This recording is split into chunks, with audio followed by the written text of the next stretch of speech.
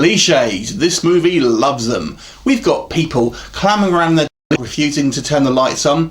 We've got a woman who sees blatantly supernatural things but doesn't leave her house. We've got a woman who sees supernatural things and doesn't tell her loved ones. We've got all the cliches you can imagine in a haunted house film. I'm talking about The Pact 2.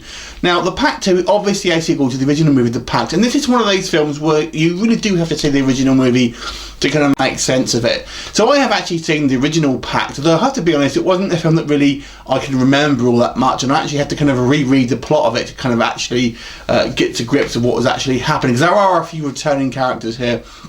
To a certain degree, it has a kind of a new cast, so you can kind of watch it on its own, but I would suggest watching the original movie if you haven't seen it. So basically this focuses on a character called June, who is a sort of crime scene clean-up person. Basically she goes around and cleans up all the crime scenes after the kind of CSIs and stuff have done their bit. And basically, she is getting strange kind of dreams, what she's kind of sketching down when she's awake, and it actually relates to kind of real crimes that are sort of going on. Strange stuff starts to happen, and we seem to have a sort of a serial killer who's copycatting the original killer from the first movie. And basically, we have a kind of, as I say, a couple of returning casts from the original movie to kind of add that kind of connection and find out what's going on. There's a few sort of twists and turns and kind of red herrings as we sort of go along, as you'd probably expect. So, what is this movie like? Well, like I've said, this movie comes straight out of the book of cliches. There's so many things here that just seem like you wouldn't happen in a sort of modern horror film now, that the people are sort of too savvy for. But nevertheless, this film just goes through it, all of them. Now the weird thing here, this film, if you've watched the first one, it basically is a kind of part serial killer film, part supernatural film, and it's the same with this one. But I've got to tell you, the supernatural part is very small here, and in actual fact it has barely any kind of influence on the actual plot. You can almost take the kind of supernatural stuff out of it and it really not affect the plot all that much, to be honest. So this is a serial killer first and foremost, which is a kind of sprinkling of kind of supernatural ghostly behaviour. Now that said, there is actually quite a good sort of spooky moment at the beginning of the film, or towards the sort of maybe that quarter of the way through, where we have a kind of a really kind of spooky shot involving some shadows. I won't kind of go into it, but that's the best scene of the film if you ask me. So unfortunately this film is a little bit confused because it's just a cliche fest.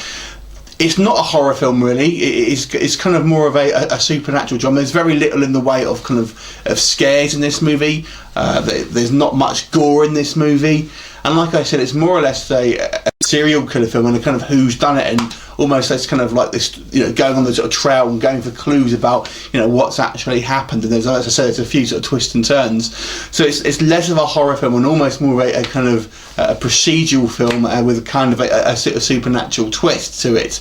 And unfortunately, it's just a little bit boring. So it started off quite well. Like I said, that kind of scene at the beginning, or near the beginning with the kind of shadows, was actually quite good and quite scary. But that is by far the best scene in the movie.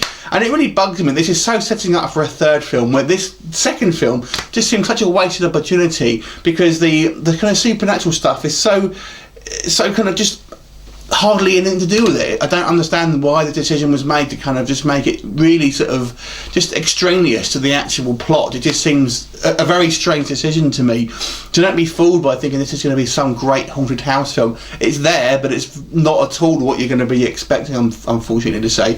Acting wise, I thought it was, you know, all fairly decent. I don't really have a problem with too much of the acting. They all did a decent enough job. There's not much in the way of star power here. We do have the return of Caity Lotz, I think her name is, who you may know from the Arrow TV show. She was actually the protagonist in the first film, and she seems to be doing a whole load of kind of genre films recently. So it's nice to see her back, but you know, she's only in it about halfway through the film, to be quite honest. But like I said, this film was disappointing. There's little in the way of special effects, to be quite honest. Like, there's little in the way of really sort of spooky things. There's a few jump scares here and there, but unfortunately this is a disappointing film all around, and kind of really sort of slows down in the kind of, when you get to the sort of the second half of this movie. It just kind of goes on at a crawl until the end, and it has a stupid open ending that I really just dislike.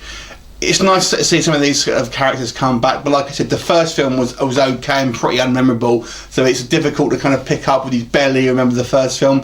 But overall, I thought this film was pretty disappointing. I'm going to give it a 4 out of 10. Have you seen it? What did you think of it? Leave me a comment and I look forward to seeing you next time. Bye for now.